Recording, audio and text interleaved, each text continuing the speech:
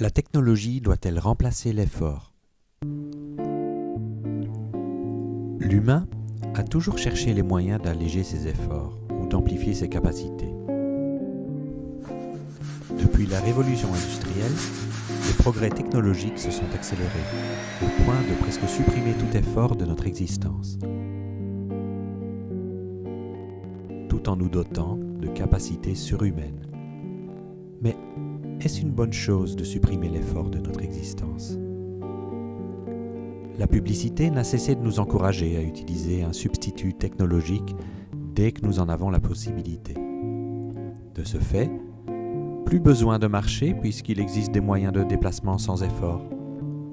Plus besoin de mémoriser des dates historiques, des poèmes ou des listes de courses, puisque des appareils le font pour nous. Ainsi conditionnées, les populations se sont précipitées en masse pour adopter ces technologies dans leur quotidien. Mais elles ont oublié de se poser une question essentielle. Les publicités nous vendent-elles ces produits technologiques pour notre bien ou pour stimuler les chiffres d'affaires de ceux qui les fabriquent? En effet, l'effort physique comme l'effort intellectuel a de nombreuses vertus pour notre santé.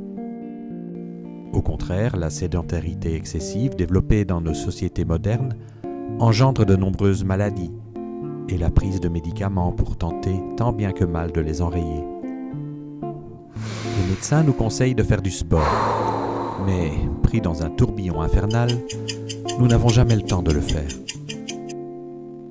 Mais plutôt que de traiter le mal après coup, il est aussi possible de le traiter à la racine, de manière préventive.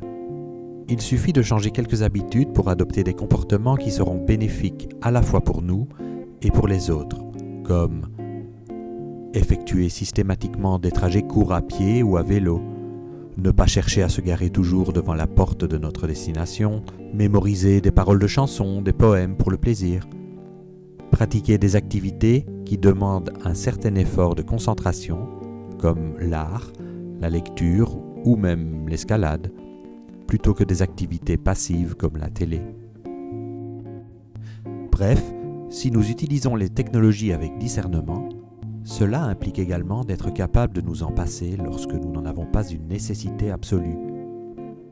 Et retrouver la joie de l'effort nous fera le plus grand bien.